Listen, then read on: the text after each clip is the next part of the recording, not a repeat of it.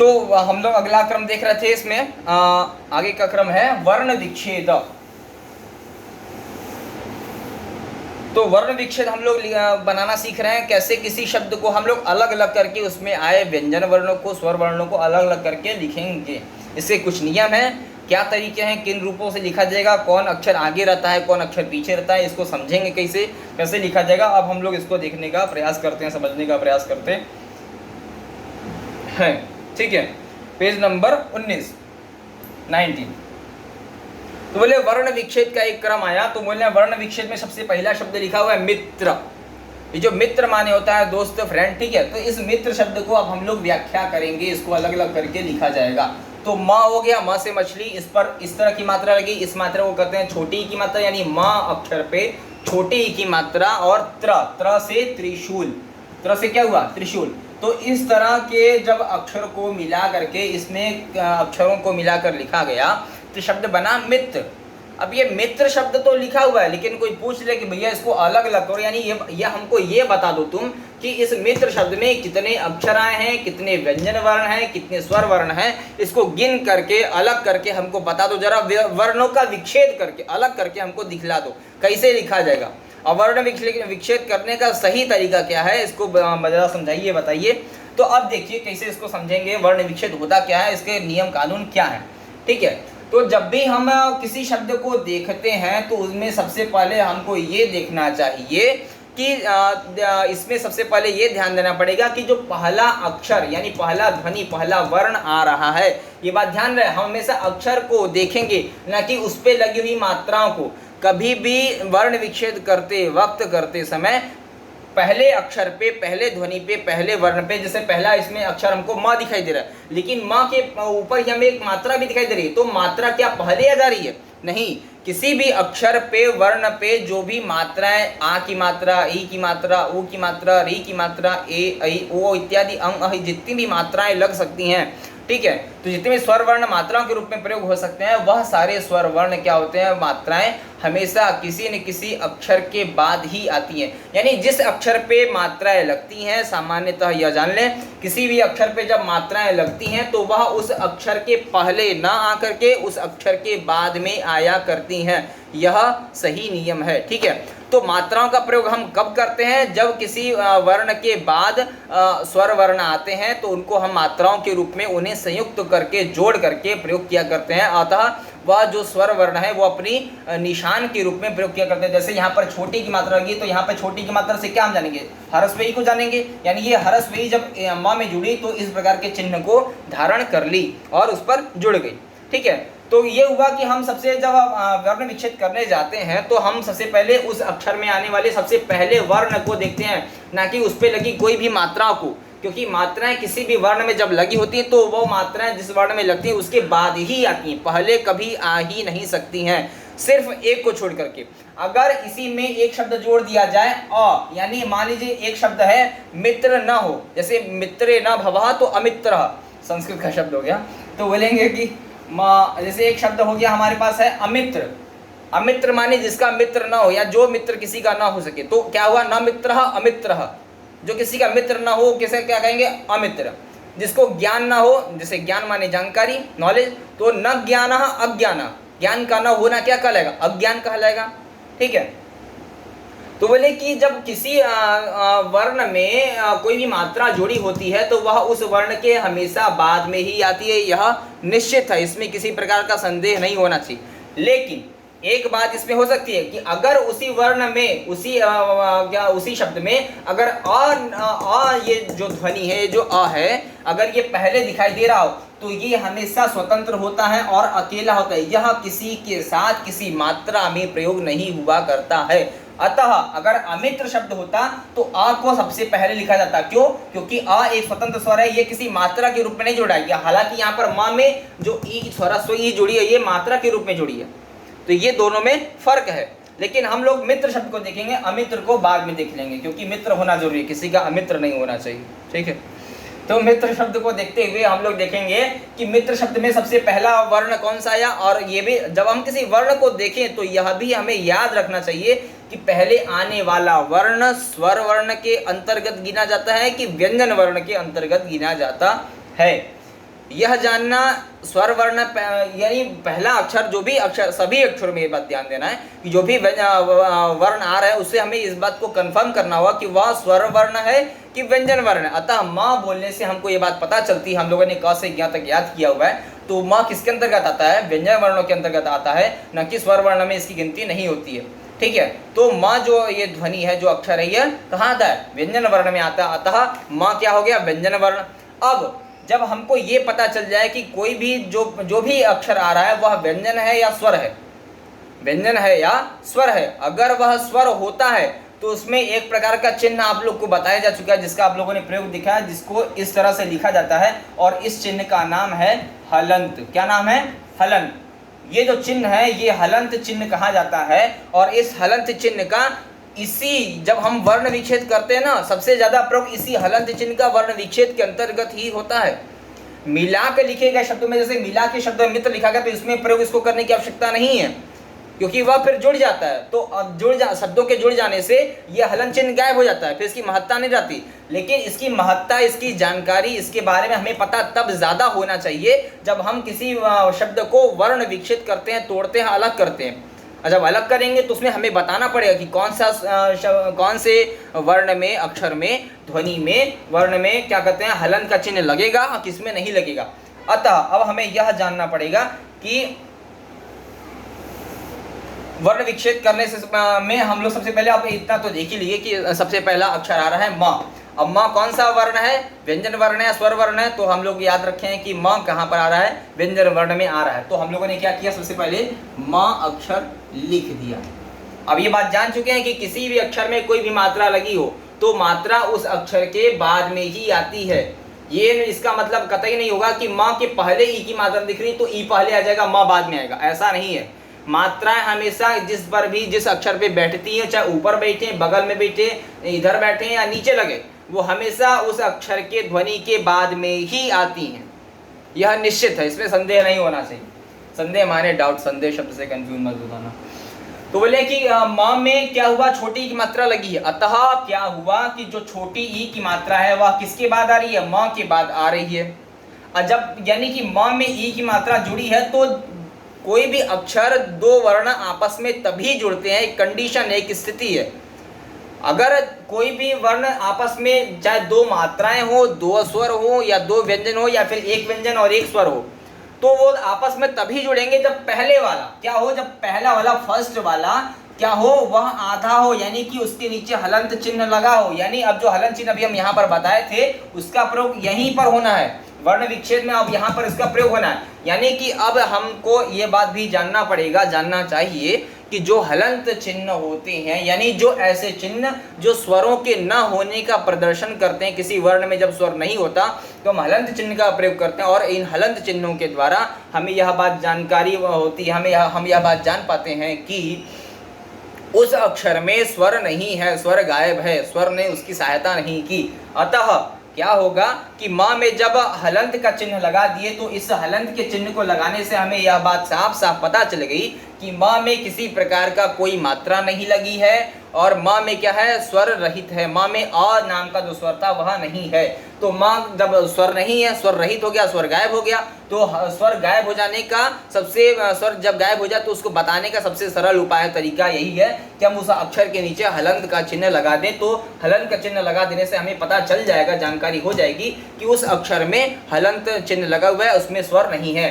तो अब वर्ण विच्छेद कर रहे हैं तो हमें अलग अलग करके बताना है, और जब हम अलग करेंगे तो क्या करेंगे? हर एक अक्षर के बाद, हर एक ध्वनि, हर एक वर्ण के बाद प्लस का चिन्ह लगाते हैं। ये प्लस का चिन्ह लगाना इसलिए जरूरी है क्योंकि ये अक्षर, ये जो संकेत है प्लस का निशान, यह बताता है कि इसमें, इस वर्ण में, इस शब्द में कौन कौन से वर्ण जुड़े हुए हैं। अलग है नहीं बताना है, कौन कौन से वर्ण जुड़े हुए हैं, तो इसको प्लस करके, जोड़ के बताने के लिए ही हम इस चिन्ह का, जोड़ का प्रयोग करते हैं। अतः माँ में कौन सी मात्रा दिखाई दे रही है? छोटी की मात्रा दिखाई दे रही है। तो माँ में छोटी की मात्रा तभी लगेगी जब ये वर्ण आधा हो। माँ में हलंत लग गया, यानी कि वर्ण में से, माँ में से कोई न कोई स्वर था, वो था स्वर अ, जो कि गायब हो गया, तो माँ आधा हो गया। अब माँ आधा हो गया तो इसमें एक स्वर है ई। अतः अब हम कौन सी मात्रा है? अब इस मात्रा को पहचान, ये बात ध्यान रहे कि जब हम अक्षरों को लिख लेते हैं तो उस पर लगी हुई कोई भी मात्रा, ए की मात्रा, ओ की मात्रा, छोटी, बड़ी, आ की मात्रा, ई की मात्रा, ऊ की मात्रा, बड़ा ऊ की, छोटा ऊ की मात्रा, अंग की मात्रा, तो जो भी मात्राएं लगी हो उन सभी मात्राओं को हम क्या करेंगे,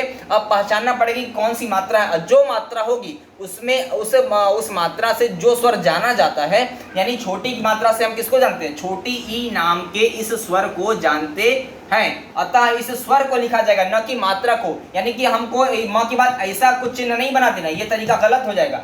तरीका सही क्या है कि उस चिन्ह से जिस मात्रा को जाना जाता है उस मात्रा को लिख करके बताया जाए, प्रयोग किया जाए, तो ही सही रूप होगा। यानी वर्ण विकसित करने में हमें मात्राओं का फिर प्रयोग नहीं करना होता है, उस मात्रा से जिन शब्दों को जाना जाता है, जिस अक्षर को जाना जाता है, उस अक्षर का हमें प्रयोग करना चाहिए। यह सही तरीका है। तो छोटी की मात्रा लगी थी, तो यानी छोटी ही हमने लिख दिया। अब फिर से प्लस का निशान लगाए, क्यों, क्योंकि इस मात्रा के बाद फिर अब कोई दूसरा शब्द आएगा। अब बना है त्र। त्र कौन सा शब्द है, किसके अंदर है, स्वर है कि व्यंजन है। तो हम लोग देख चुके हैं कि त्र शब्द जो त्र अक्षर है, जो त्र वर्ण है, ये जो त्र अक्षर है ये क्या है, व्यंजन वर्ण है। और व्यंजन वर्ण क्यों है, क्योंकि ये संयुक्त अक्षर है। ये किसी से किन्हीं दो व्यंजन वर्णों से मिल करके बना हुआ है। किनसे बना है, तो ये हम लोग पिछले लेसन में देख चुके हैं, इसी लेसन में देखे हम लोग कि पिछले वीडियो में कि त प्लस र बराबर त्र, क प्लस श बराबर क्ष, ठीक है, ज प्लस इय बराबर ज्ञ। तो ये जो क्ष त्र ज्ञ श्र, ये जो चार संयुक्त व्यंजन वर्ण थे, उन्हीं चार संयुक्त व्यंजन वर्णों में से एक है ना हमारे सामने त्र। तो त्र क्या है, व्यंजन वर्ण है।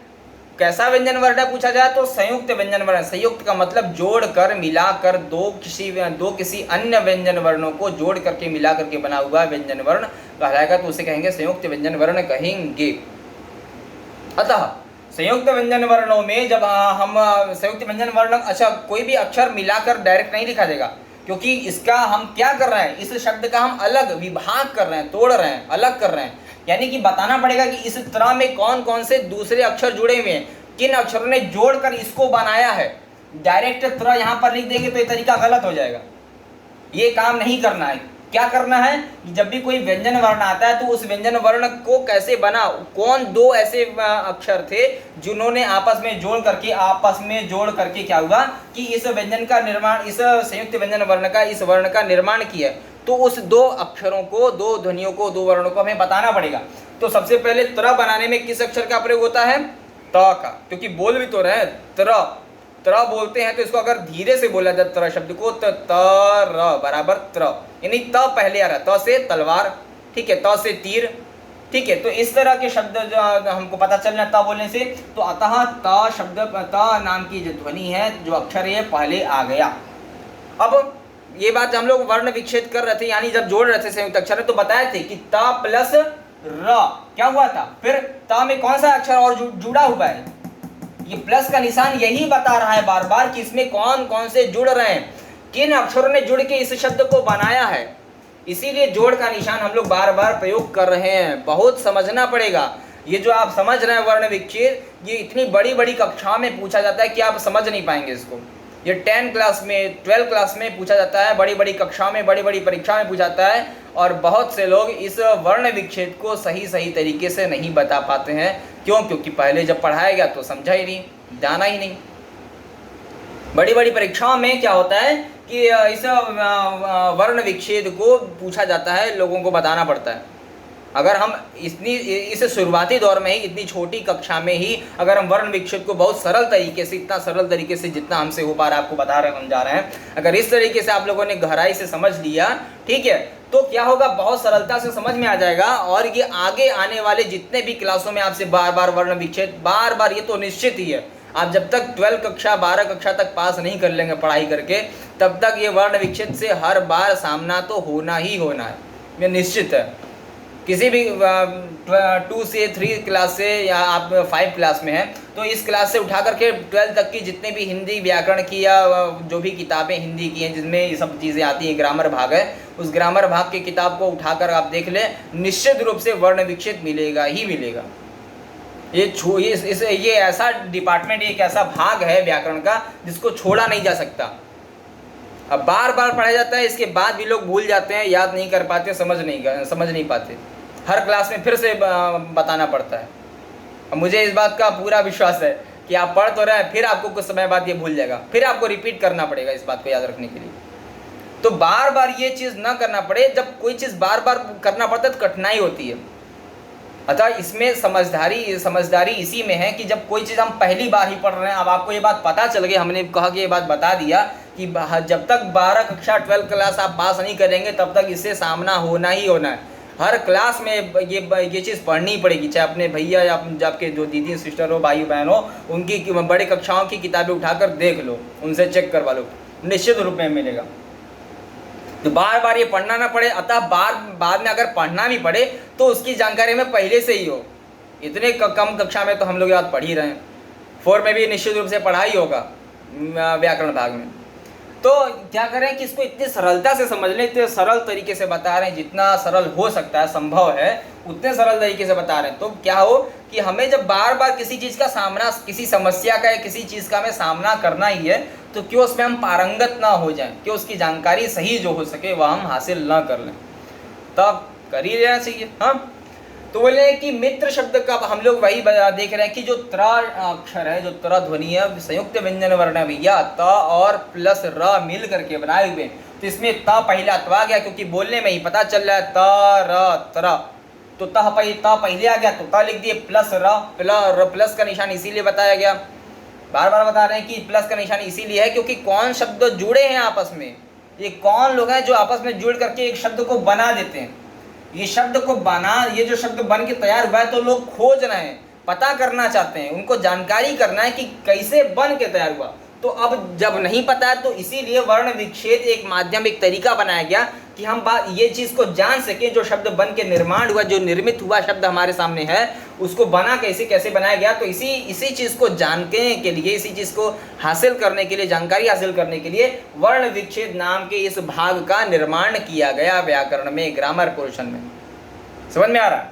तो व्याकरण में वर्ण विच्छेद की ये महत्ता है, ये इसका तरीका है, इसीलिए वर्ण विच्छेद करा जाता है, इसलिए वर्ण विच्छेद बनाया गया है, ताकि हम किसी भी शब्द को अलग अलग करके जान सके कि उसमें कौन कौन से मात्राएं हैं, कौन से स्वर हैं, कौन से व्यंजन वर्ण हैं, कौन से द्वित्व वर्ण है, या कौन से क्या कहते हैं संयुक्त व्यंजन वर्ण है। तो संयुक्त व्यंजन वर्ण तो आ गया सामने त्र। अब त्र को अलग करिए, तो त्र को हम जब अलग किए थे जाने थे कि त प्लस र बराबर त्र, तो अगला वर्ण आ गया हमारे सामने र, यानी त प्लस र बराबर त्र। तो इस र का हम निर्माण कर चुके। अब बताए थे कि जब हम लोग यानी जब संयुक्त व्यंजन वर्णों का विच्छेद कर रहे थे, तो बताया था, इस बात को हमने बताया था कि जो पहला वाला वर्ण होता है, अब इन दोनों को आगे भूल जाइए, अभी केवल हम त्र पे फोकस करते हैं, केवल त्र को देखते हैं, यानी त्र प्लस र बराबर त्र। ठीक है, तो बताया थे कि जो पहला वाला पार्ट होता है उसमें क्या होता है, ये पहला वाला शब्द दूसरे से जुड़ करके एक नए का निर्माण करेगा, यही बात हमने बोली थी वहां पर, ध्यान दीजिएगा।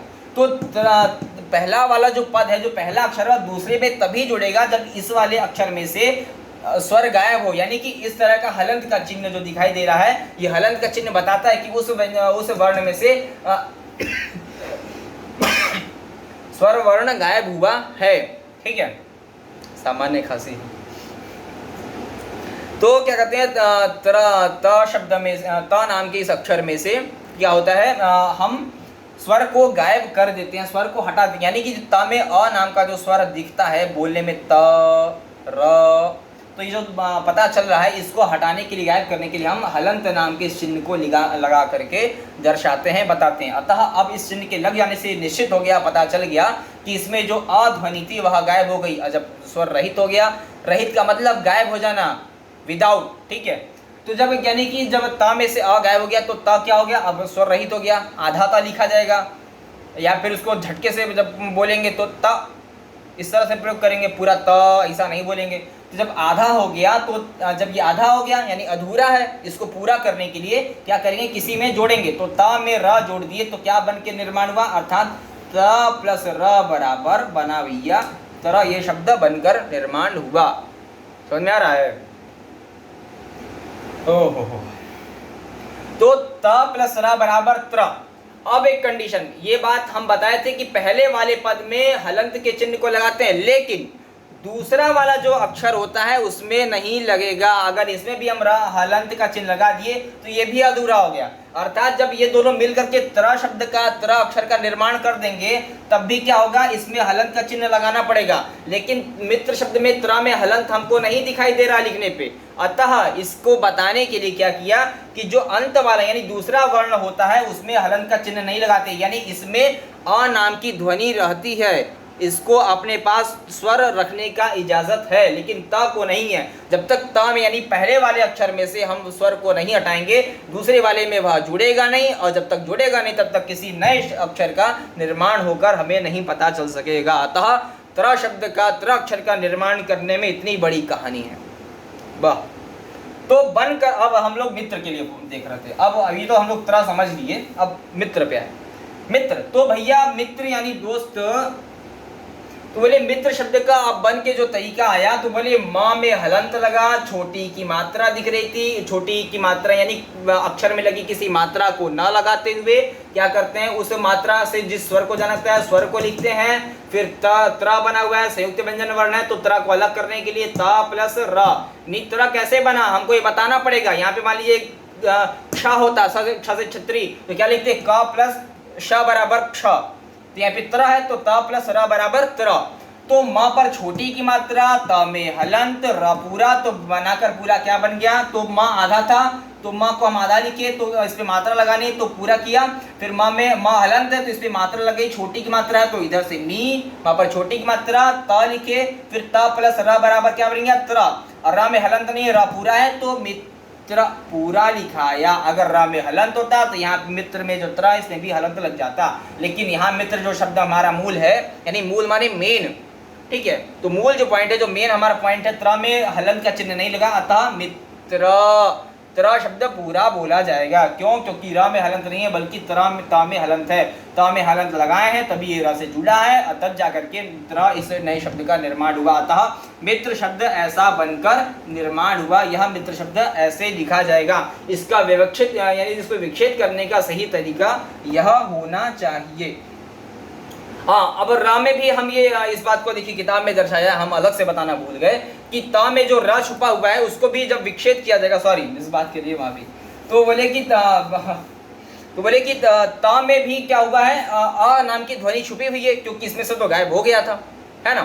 तो बोले कि त प्लस यानी कि त में जो अलग से आ लगा हुआ है, तो वर्ण विक्षेप का नियम है, जितने भी स्वर या जितने भी उसमें वर्ण व्यंजन वर्ण आ रहे होंगे, स्वर वर्ण आ रहे होंगे, सभी को क्रमशः अलग अलग करके लिख देना है। सभी को अलग करना है। नहीं रा में जो आ छुपा हुआ था जिसको अभी हम नहीं बता सके अलग से, तो रा में भी क्या है, आ छुपा हुआ है, अतः रा छुपा हुआ नहीं बताना है, उसको भी अलग करना पड़ेगा, बताना पड़ेगा अलग से कि इसमें कौन सा स्वर छुपा हुआ है। तो रा बोलने से रा में आ की ध्वनि आ रही है, अतः र प्लस माने जिसमें और कौन सा शब्द अक्षर जुड़ा हुआ है, तो वह अगला अक्षर है अ, ठीक है। तो अब अंत में हमको पता चला कि मी, माँ पर छोटी की मात्रा माँ हलन, माँ में छोटी की मात्रा त हलन, र हलंत हो गया, क्यों हलंत लगा तभी इसमें अलग से जो अ था वह निकल कर सामने आए। तो कुल बनाकर शब्द बना मित्र। हम लोग अब मित्र शब्द को जान लिए, लिखना सीख लिए, वर्ण विक्षेप करना देख लिए। अब एक नई बात जानना चाहिए। अब एक नई बात, वह कौन सी नई बात है कि यह बात बिल्कुल ध्यान दें, इस बात को भूलना नहीं चाहिए। क्यों? क्योंकि बार बार यह हमें पढ़ना ही है हर क्लास में, हर कक्षा में। अतः आपको यह बात पहले से ही जानकारी हो, यह बात आपको पहले से ही पता हो क्या कि जो हलंत का चिन्ह है ना, ये जो हलंत का चिन्ह है, इस चिन्ह को हम जब लगाते हैं तो ये बात हमको पता चल जाती है कि उसमें स्वर नहीं है। तो ये हलंत का चिन्ह हमेशा सिर्फ ऑनली क्या होता है कि ये व्यंजन वर्णों में ही प्रयोग होता है, ये स्वर वर्णों के नीचे नहीं। यानी कि आ से ले करके अंग अ यानी ओ औ जितने भी अंग इत्यादि हैं, और क से लेकर के क ख ग घ अंग ज्ञ तक जितने भी अक्षर आते हैं, यानी क से लेकर के ज्ञ तक में जितने भी अक्षर आते हैं उनमें इस हलंत के चिन्ह को हम लगाएंगे। इसीलिए सही का निशान लगाएंगे, उनमें प्रयोग होता है। लेकिन अ से लेकर के अंग आ इत्यादि जितने भी अक्षर आते हैं, अ आ ई उ इत्यादि जितने भी ऋ से ऋषि ए आई ओ जितने भी अक्षर आते हैं, उनमें हम इस हलंत के चिन्ह को नहीं प्रयोग करेंगे। कब? जब हम वर्ण विच्छेद कर रहे हो उस दौरान। इसीलिए माँ में छोटी की मात्रा जो लगी थी तो माँ में हलन लगा, लेकिन जो ई की मात्रा थी ई में हलन का चिन्ह नहीं लगा। ये बात ध्यान देना चाहिए। मैं बड़ी कक्षाओं को बालकों को जानता हूँ, पढ़ाता हूँ। जब वर्ण विक्षेप पढ़ा करके बाद में जब टेस्ट लेके चेक किया गया तो लगा कि कई छात्रों ने, कई विद्यार्थियों ने किया कि स्वर वर्णों के नीचे भी हलन का चिन्ह लगा दिया, जबकि इतना डिटेल में जैसा आपको बता रहा हूँ वैसा ही उनको बताया गया, समझाया गया, लेकिन वो लोग बात ध्यान नहीं दी, भूल गए। इतनी बड़ी क्लास में जाके इसी गलती, पता है ये छोटे छोटे बच्चे पढ़ते हैं इतनी सरल चीज़ों को, अब बड़े बड़े क्लास में जाकर के 7 के बच्चे, 8 के बच्चे, 10 के 12 के बच्चे ये गलतियां कर देते हैं। तो ऐसा ना हो, आप इतने छोटे उम्र में ही, यानी किसी चीज़ को छोटेपन में ही ज़्यादा जाने ना बेटर है ना। बार बार जब किसी चीज़ का सामना करना ही है तो हम पहले से उसके बारे में जानकारी हासिल करके रखे भैया, हैं। तो मित्र इस प्रकार का शब्द बन के आया और हम लोग देख लिए, बात अंत में स्पष्ट कर दिया हमने कि जो हलन का चिन्ह है वो अ से लेके औ इत्यादि जितने भी, यानी स्वर वर्णों में कदापि, कभी भी, कदापि माने कभी भी स्वर वर्णों में हलन का चिन्ह नहीं लगाएगा। अगर आप लगाए तो निश्चित रूप से जो आप वर्ण विकसित करेंगे या जो आप शब्द भी लिखेंगे वह गलत माना जाएगा, वो सही नहीं हो सकता। और क से लेके ज्ञ तक में जितने भी वर्ण आए, अगर उसमें कोई स्वर नहीं है या स्वर रहित दिखाना है, हलन का चिन्ह लगाना है तो उसमें लगा सकते हैं, उसमें प्रयोग होगा, ठीक है। क्योंकि उसको अगर स्वर रहित करना है तो उसमें से हलन, उसमें से स्वर को हटा देना है तो वर्ण विकसित करना है, तो इन सारे कंडीशन में क से लेके ज्ञ तक यानी जितने भी व्यंजन वर्ण है, व्यंजन वर्णों में हमें हलन का चिन्ह प्रयोग करना है, स्वर वर्णों में हलन का चिन्ह नहीं प्रयोग करना है कभी भी। दोनों ही कंडीशन में कभी भी शब्द जुड़ेगा, ठीक है। अगला, अब अगला शब्द आया पर्व।